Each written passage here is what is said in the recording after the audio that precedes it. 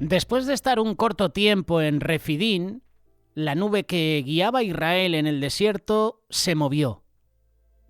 La siguiente parada los llevó al pie del monte Sinaí. La fuente del agua que salvó sus vidas en el desierto estuvo en ese lugar. Pero los israelitas estaban a punto de descubrir que allí recibirán aún algo más importante. ¿Sabes qué es? Los 10 mandamientos. Bienvenidos a este espacio de reflexión. Bienvenidos a este estudio bíblico, continuando con este precioso libro de Éxodo, capítulo a capítulo. Estamos con Moisés, estamos con todo el pueblo de Israel en el desierto, hemos venido equipados, tenemos agua, tenemos comida. El pueblo también. Habían visto el milagro del agua en la roca. Habían visto cómo Dios enviaba maná desde el cielo. Habían visto señales y prodigios increíbles en Egipto. Ahora llegan a este lugar. Para el momento en que llegaron al pie del monte, ya habían pasado 3 meses desde la salida de Egipto. Éxodo capítulo 19, versículo 1 y 2. En el mes tercero de la salida de los hijos de Israel de la tierra de Egipto, en ese mismo día, llegaron al desierto de Sinaí. Partieron de Refidín y llegaron al desierto de Sinaí y acamparon en el desierto. Allí, delante del monte, acampó Israel. Esta parada en el monte Sinaí es el evento más importante de toda la travesía de los israelitas a través del desierto. En este lugar van a permanecer durante 1 año y muchas cosas van a suceder en ese lugar. Lo primero será un encuentro entre Dios y su pueblo. La llegada al monte Sinaí era significativa para Moisés. Allí fue su experiencia de la zarza ardiente. En ese momento se cumplió la señal que Dios le había prometido. ¿Recuerdas? Éxodo capítulo 3, versículo 12. Y él dijo: ciertamente yo estaré contigo, y la señal para ti de que soy yo el que te ha enviado será esta: cuando hayas sacado al pueblo de Egipto, adoraréis a Dios en este monte. Así es como se cierra el círculo. Allí se cerró el círculo del llamado de Moisés, pero la experiencia con Dios estaba comenzando.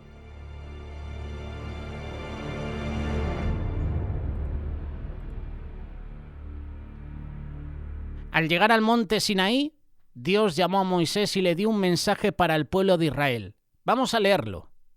Éxodo capítulo 19, versículo 3 en adelante. Y Moisés subió hacia Dios, y el Señor lo llamó desde el monte diciendo: así dirás a la casa de Jacob y anunciarás a los hijos de Israel: vosotros habéis visto lo que he hecho a los egipcios y cómo os he tomado sobre alas de águila y os he traído a mí. Ahora pues, si en verdad escucháis mi voz y guardáis mi pacto, seréis mi especial tesoro entre todos los pueblos, porque mía es toda la tierra, y vosotros seréis para mí un reino de sacerdotes y una nación santa. Estas son las palabras que dirás a los hijos de Israel. Con estas palabras Dios está extendiendo una invitación a los israelitas. Les pregunta si quieren ser su especial tesoro, reino de sacerdotes, nación santa. Vamos a ver lo que esto significa. La palabra que se traduce como especial tesoro en hebreo es segulá, que viene del verbo cerrar. Y esta palabra aplica a una propiedad que es exclusiva y privada. Es un tesoro o riqueza que está cerrada al público. Es muy preciada, es única. Y ese concepto también aplica a la frase nación santa, que en hebreo significa Goy Kadosh, a que la palabra santo significa apartado, dedicado a alguien. Además dice que espera que sea un reino de sacerdotes, los cuales son personas dedicadas al servicio de Dios. Esa era la oferta de Dios. Y eso es lo que Él pedía de Israel, que para muchos sería difícil, imposible de cumplir. Versículo 5. Ahora pues, si diereis oído a mi voz y guardarais mi pacto. Dios pide dos cosas: dar oído a su voz y guardar su pacto. Ahí está la clave de todo. Muchos de los israelitas no fueron santos. No hubo reino de sacerdotes. No fueron personas dedicadas al servicio de Dios. De hecho, muchos de los israelitas perecieron en el desierto, a pesar de ver milagros, señales, prodigios de Dios. Y Dios nos está pidiendo dos cosas: dar oído a su voz. En el hebreo se repite 2 veces el verbo shema, que significa atender. Si se tradujere literalmente se escribiría oye, o también oirás. Esto me recuerda a las palabras de Jesús: de cierto os digo.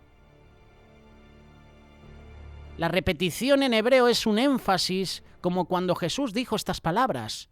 Shema no solo significa escuchar, sino hacer lo que se escuchó, es decir, obedecer. Shema es oír y obedecer.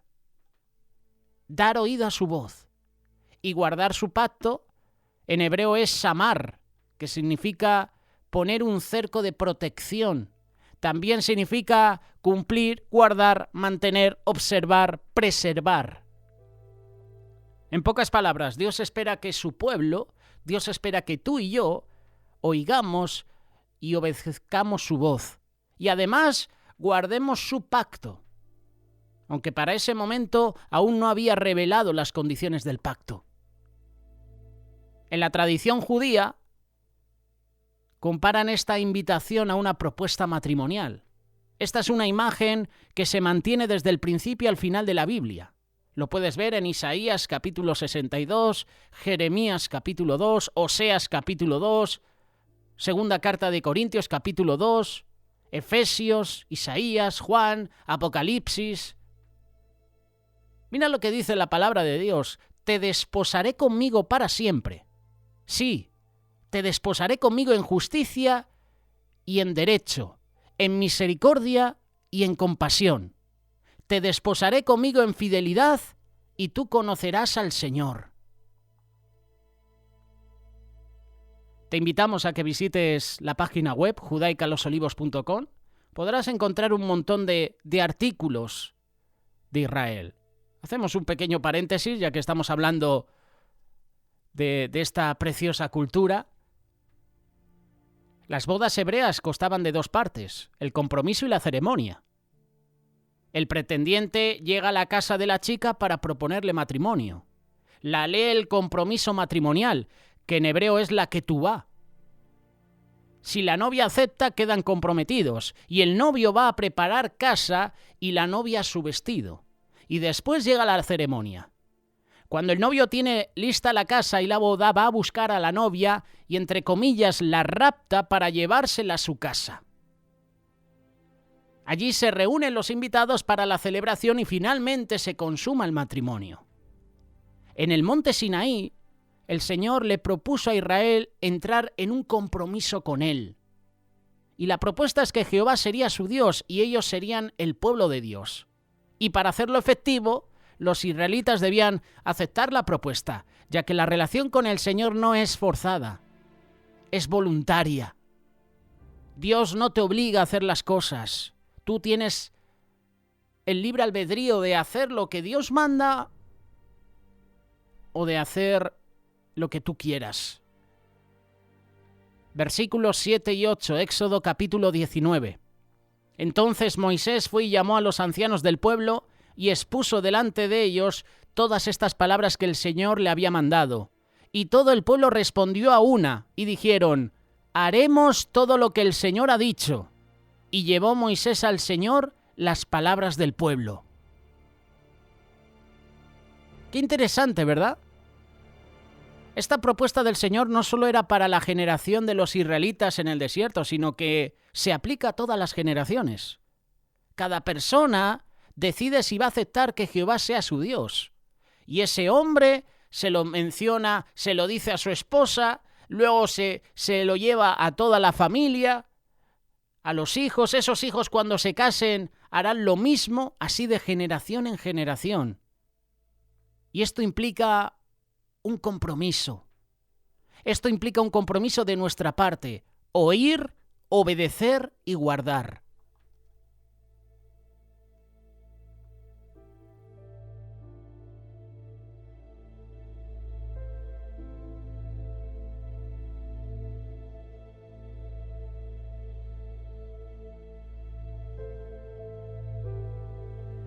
¿Qué hace el pueblo de Israel? Acepta la propuesta de Dios. Ellos serán su pueblo y Jehová será su Dios, aún antes de oír las condiciones. Y como intermediario, Moisés llevó de inmediato la respuesta positiva al Señor. Y ante eso, Dios le anuncia a Moisés que se presentaría ante todo el pueblo. Previamente, él había hablado con individuos, pero esta sería la primera vez que haría una aparición colectiva.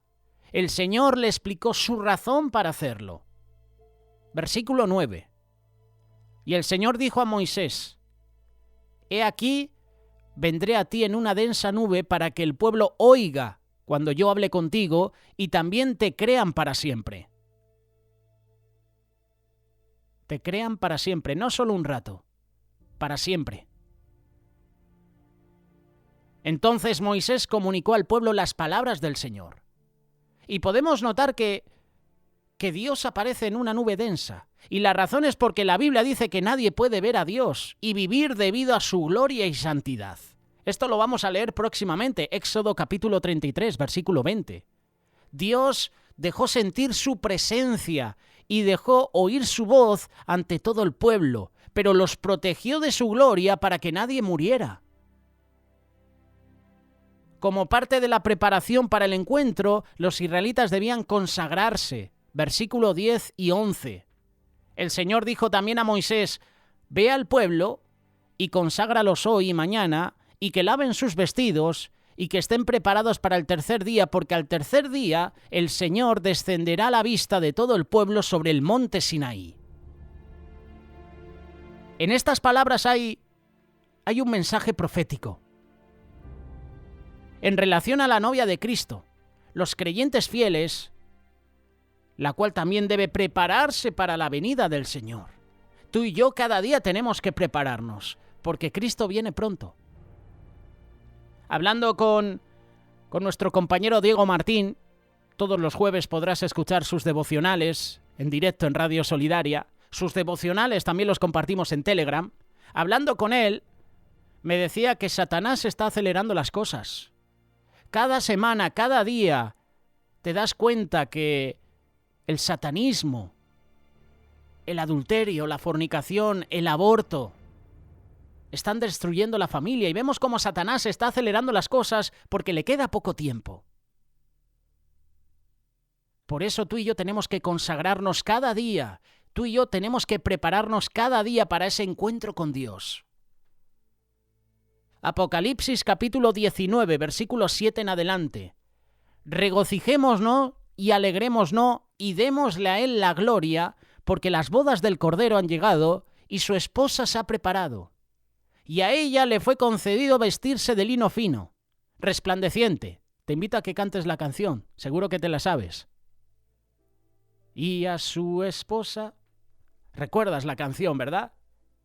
Porque las acciones justas de los santos son el lino fino. Y el ángel me dijo: escribe: bienaventurados los que están invitados a la cena de las bodas del Cordero. Y me dijo: estas son palabras verdaderas de Dios. Tenemos que prepararnos. ¿Estás preparado para la venida del Señor? Vienen tiempos complicados, vienen tiempos difíciles. Hoy tenemos que prepararnos cada día. Pablo también explica cómo se prepara la novia de Cristo. Efesios capítulo 5, verso 25. Maridos, amad a vuestras mujeres, así como Cristo amó a la Iglesia y se dio a sí mismo por ella, para santificarla, habiéndola purificada por el lavamiento del agua con la palabra, a fin de presentársela a sí mismo, una iglesia en toda su gloria, sin que tenga mancha ni arruga, ni cosa semejante, sino que fuera santa e inmaculada. La palabra de Dios es la que lava, es la que purifica a la novia. También la mención de que Dios aparece en una nube es una sombra de la segunda venida de Jesús. Apocalipsis capítulo 1, verso 7. Hay otras instrucciones interesantes sobre ese encuentro en el monte Sinaí, y es el límite o frontera que el Señor estableció. Y esto me llama la atención. Vamos a leerlo. Éxodo 19, versículo 12. Y pondrás límites alrededor para el pueblo. ¿Por qué límites alrededor para el pueblo? Y dirás, guardaos de subir al monte o tocar su límite. Cualquiera que toque el monte, ciertamente morirá. Recuerda que el Señor tuvo el encuentro con Moisés en la zarza ardiente, y el Señor le dice a Moisés, quítate el calzado de tus pies, porque el lugar que pisas es santo. Y esa restricción era para beneficio del pueblo, para evitar que alguien muriera. Sin embargo, se menciona una fecha en que sí se podría cruzar la frontera. Versículo 13. Ninguna mano lo tocará, sino que será apedreado o asateado, sea animal o sea hombre. Dice que no vivirá. Cuando suene largamente la bocina, ellos subirán al monte. Hay una fecha establecida. Hay un momento donde sí podrán subir al monte. Pero ahora no. Ahora había límites. Ahora mismo tenemos límites en nuestra sociedad. Tenemos normas que hay que cumplir. Y si nos pasamos del límite, viene la multa, por ejemplo, al que conduce. Si te excedes con la velocidad, llegará una multa. Si te ve la Guardia Civil, la policía, que en vez de ir a 90 vas a 140, viene la multa. Luego no te eches las manos a la cabeza y digas, no, es que tenía prisa, no, es que no me di cuenta. No. Hay ciertos límites, hay señales de tráfico que nos avisan que tenemos que circular a cierta velocidad. Y si sobrepasamos esa velocidad, y si nos ven, pues llega la multa. Pues Dios le está diciendo al pueblo, hay límites, hay una frontera.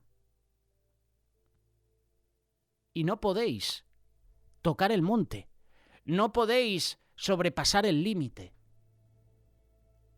El Señor hoy en día nos advierte también. Cuidado con lo que estás haciendo con tu vida. Hay límites que no puedes pasar, porque llegarán consecuencias a tu vida.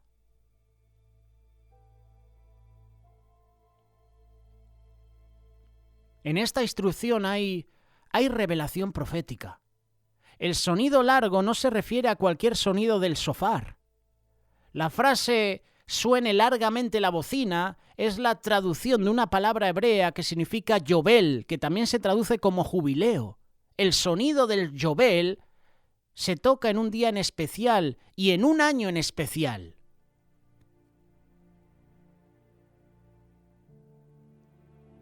Levítico capítulo 25, versículo 8 y 10 en adelante.